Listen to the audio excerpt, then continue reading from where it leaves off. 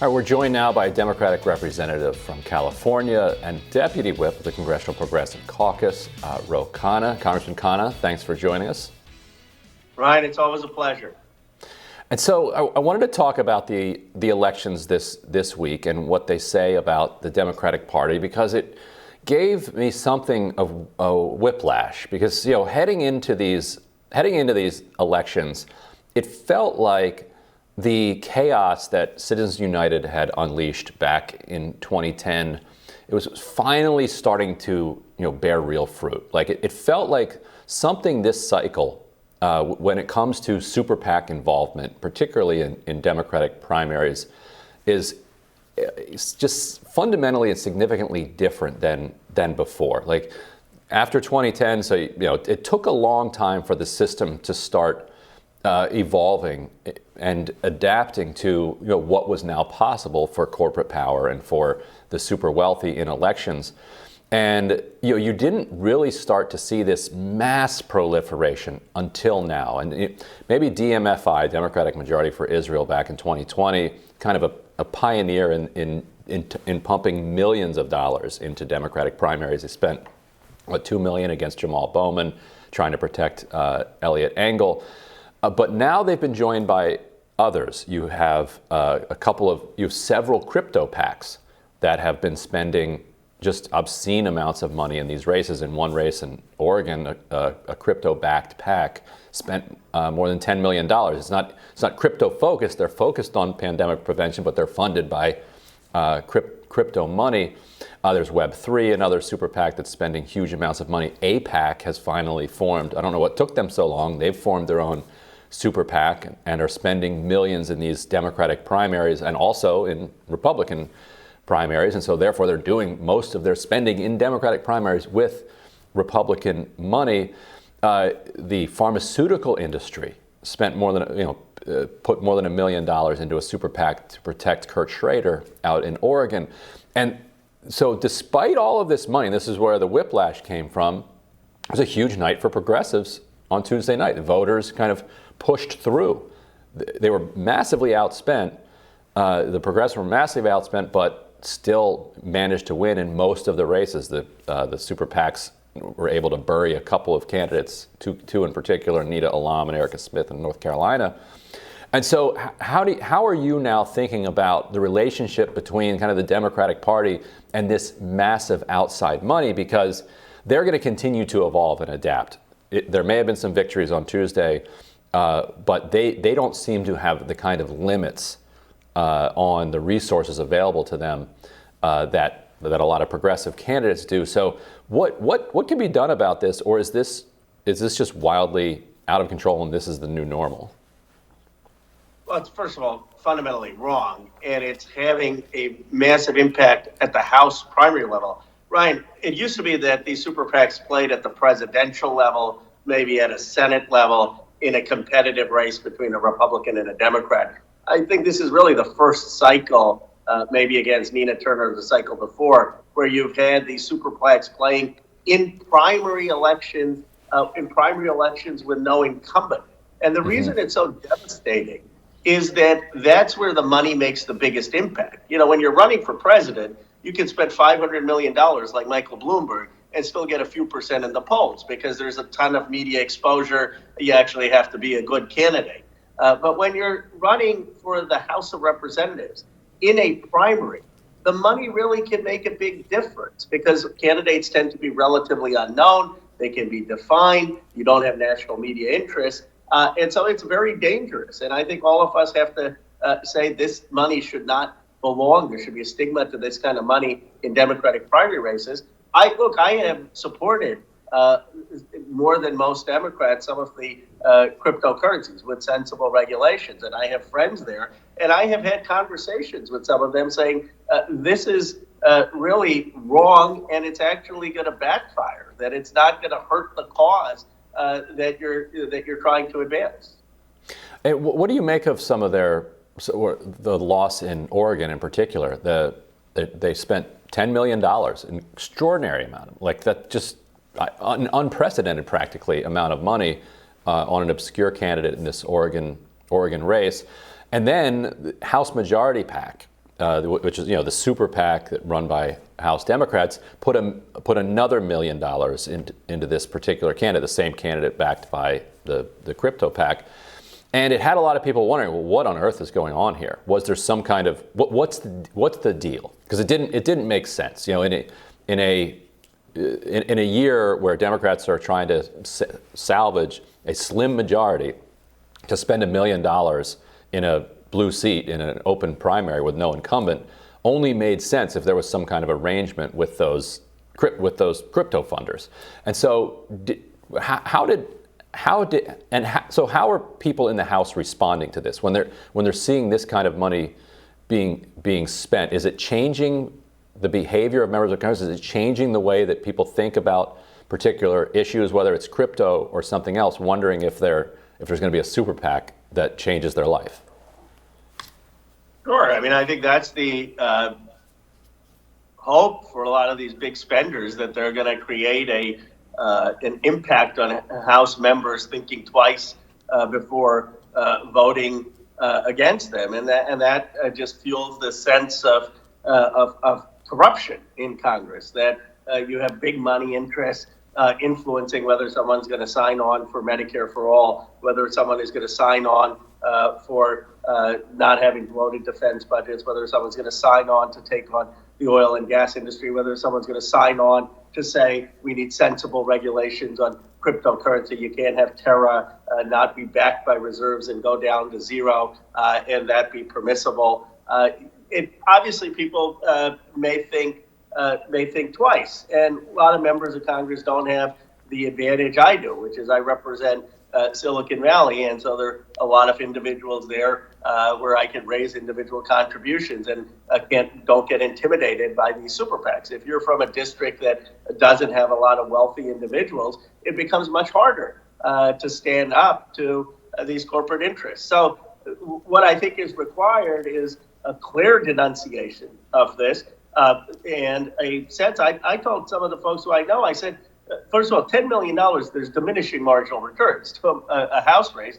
And secondly, you're never going to win with someone, I don't care how much money you spend, if the other person is in the community, knocked on doors, and has a record. So some of that, I think, was naivete. But what I'd love to see the Speaker, the Senate Majority Leader, the President, all members of Congress come out and say is that super PAC money in a Democratic primary is wrong, that there is a stigma to doing that, and then to condemn it as soon as it happens so that money actually leads to a backlash, like I think it did in Bowman's race at a presidential level. That's not happening right now at the primary level. Yeah, Bernie Sanders recently said that the Democratic Party should have a policy, no super PAC money in primaries, and you seem like you're supporting something similar. How would you enforce that? I know the stigma is a significant part of it, but are there some mechanisms? The party has some soft power, and maybe it has some real power that it could revoke access to different tools that you need to run, or what could be done? Like, obviously the Supreme Court is just allowing all of this stuff, but what can Democrats as a party in their own primaries do to try to enforce some type of rules or at least norms around this? Well, you could start by having the leadership speak out, right, from the DNC chair to the Speaker of the House, the Senate Majority Leader, condemning the candidate who's doing this. Now, the candidates will say, I don't know, but the candidate then should be out explicitly saying, I don't want the super PAC to spend a dime for me, and be very, very vocal about it. And for the members of Congress leadership to be vocal about it. That would make news in the district, and I think it would backfire. I mean, beyond that, I think it could cost potential endorsements. I mean, it could. The DNC may have mechanisms to make it very unpleasant for a candidate who's seeking that kind of support. And I think if a candidate themselves starts to condemn that super PAC spending, and the Speaker, the Senate Majority Leader, the DNC leader, then they may realize that that's not actually helping the candidate; it's hurting the candidate, and stop. But we definitely need norms around this.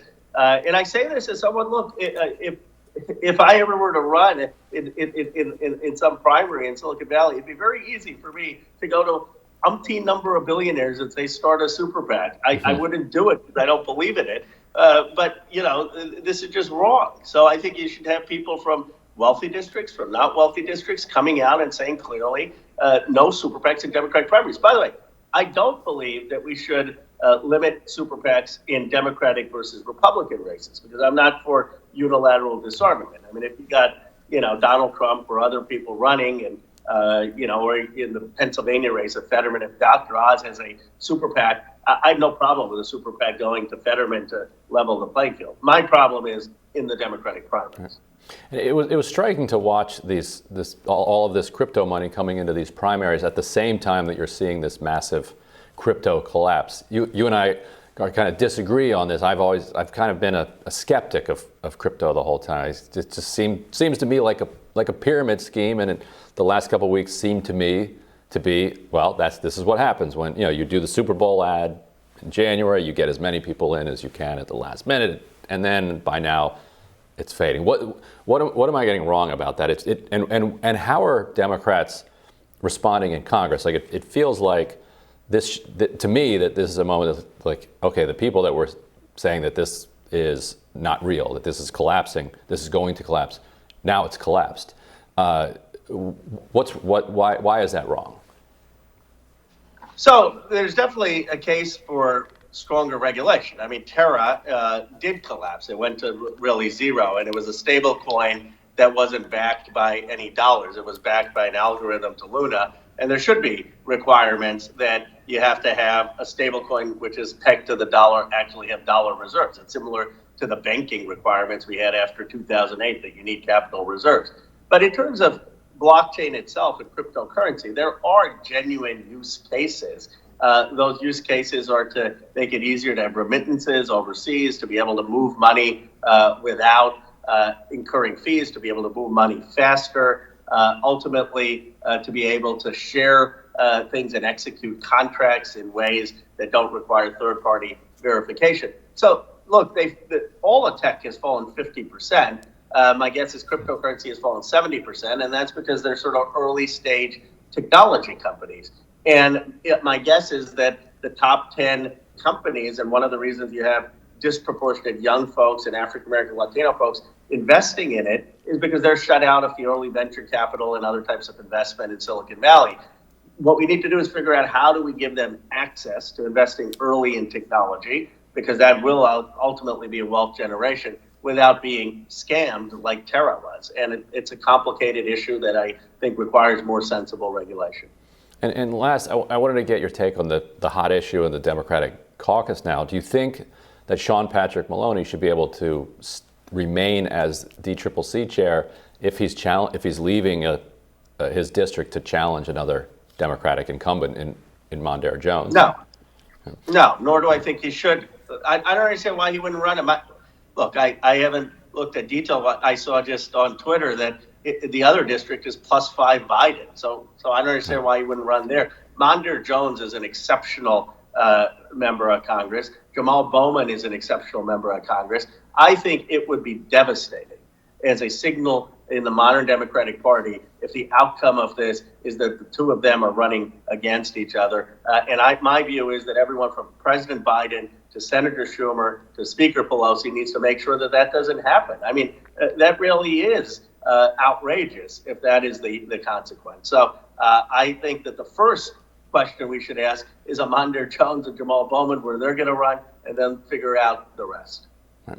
And do you think the progressive world lines up behind Bowman, since that's mostly his district? What's your guess? And where would you be if you were forced to choose between? That'd be tougher.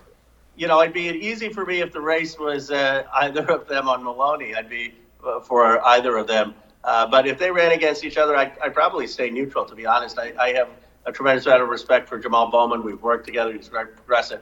I have a lot of respect for Mondaire Jones. He's on the Progressive Caucus Executive Board, and he's been championing on voting rights and a number of key issues. But that would be, let me just be blunt, that would be a colossal failure of leadership of the Democratic Party if that's the outcome. And it will be an awful reflection that a 21st century modern Democratic Party is making two rising stars, progressive African Americans, run against each other to protect more senior members and to protect power. That would be an outrage if that is the outcome, in my view. Yeah, it could be a Joker moment for a lot of people.